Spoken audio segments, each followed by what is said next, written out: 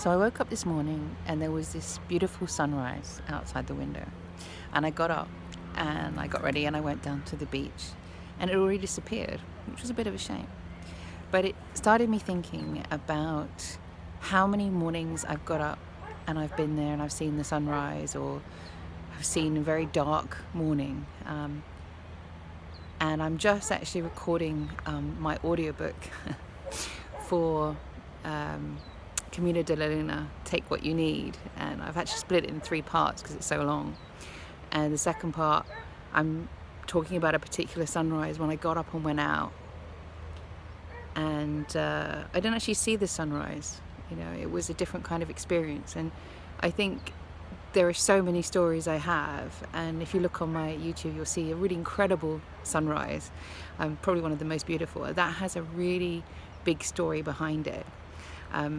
But what I really wanted to talk about in this video was that many of the times that I got up to see the sunrise, I didn't get up to see the sunrise. I got up because I couldn't stay in my bed, because I was so fearful, I was so anxious, I was so nauseous, I was so scared, that I literally couldn't stay in my bed. And I know there are so many people who are struggling with anxiety at the moment. And that particular book, Take What You Need, which is actually I'm releasing for free one day tomorrow, just so you know, if you want to take a look at it, really is about going from that place of being so terrified. And looking back, I know that I was scared of life and living and doing all the things that I have done since then. But I want to get past this idea of somehow, the sunrise meditation and all these lovely sunrise things all happen in this kind of mung bean, oh yes, let me get up and calmly sip tea, and and that's probably how the Dalai Lama does it. But he probably had he had a lot of training, and he became a monk very early. And a lot of us are struggling, no matter what age we are, with those horrible moments first thing in the morning, or really before the morning. We're still in the night, and that thing of getting through the night, whatever gets you through the night.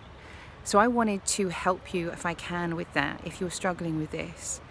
And there's several things. There's a lot of, and I have my own theory about why this happens as well, which has really helped me to kind of see it in that perspective.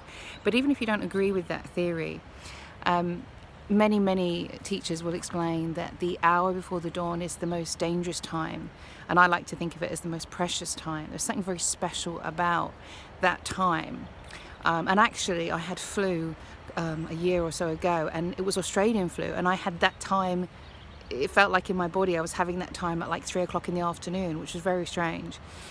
So I talk about the hour before dawn, but sometimes there are moments in life that feel like that as well.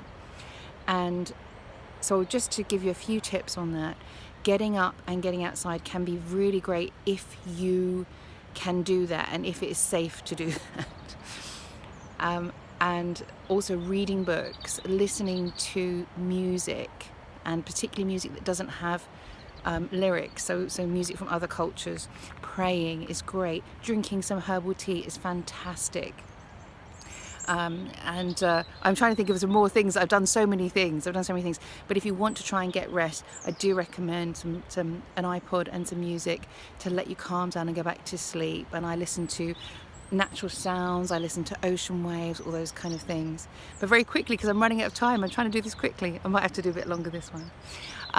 What I really wanted to say is that one of the things that I believe is that time is precious, because as when we are sick, if you have a stomach bug or something like that, that time in the morning is often when we get sick, when things come up, or we have to go to the toilet.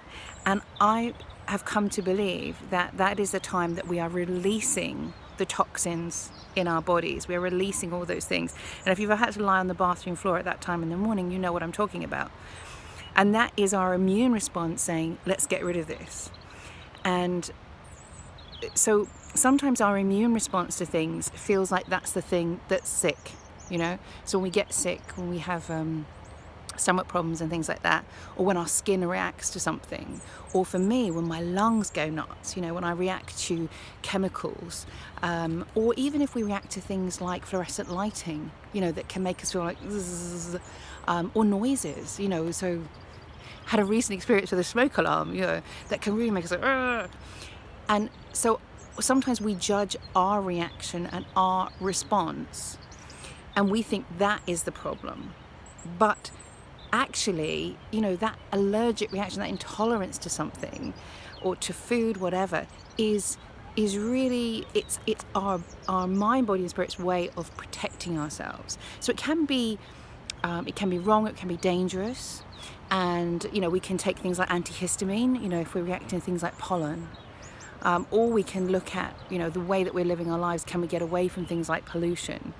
Because, for me, I had a lot of problems, and I think, pollution was a big issue. And when I'm traveling sometimes, I'm really affected by pollution and other things that are in the air, either inside or outside. So I have to really think about that, because I know otherwise I'm going to wake up, very early in the morning suffering as my body really reacts.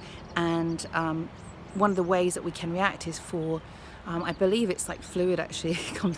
It's pretty horrible. And they're coughing and all that kind of stuff, trying to get rid of the stuff that's actually poisoning us. And so for me, I realized that actually those fears and that a lot of the thinking that comes up for me at that time in the morning is not real, and it's not true. And it's almost like my body's rejecting certain ideas and thoughts. And so the important thing, I think, is when we have those moments when we feel something very powerfully, is that's our time to really examine it and to say, is this true or is this not true? Because I'm sure pretty much everybody has had the moment when we get really scared and strung out about something, and then when we see it in the daylight, and I'm going to turn around now because we've got a really nice view. If you can see this view, I don't know if you can. Let me see if I can try and get that view. So we've got this beautiful daylight and this beautiful light out here. And so when you come out into the light and you see all this, it's really pretty beautiful. And we can kind of see that the darkness wasn't real, So we have this sort of night and the darkness and where we are.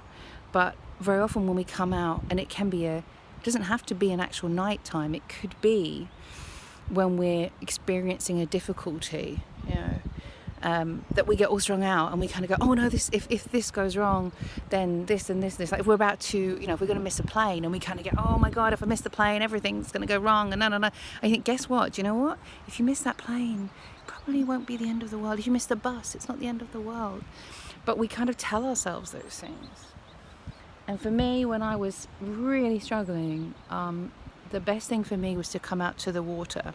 And I used to go down to the river in Wimbledon, and I would look at the water, and I would use a kind of practice that I've learned from Don Miguel Ruiz, which is, that the water is real, but what we're seeing is not the water. What we're seeing is the reflection of light on the water.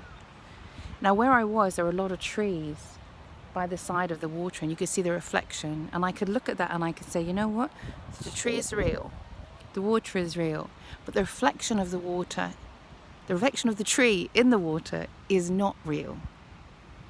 And so much of what we think of as important and real is just false, it's just fake, it's just something we've made up, it's a story.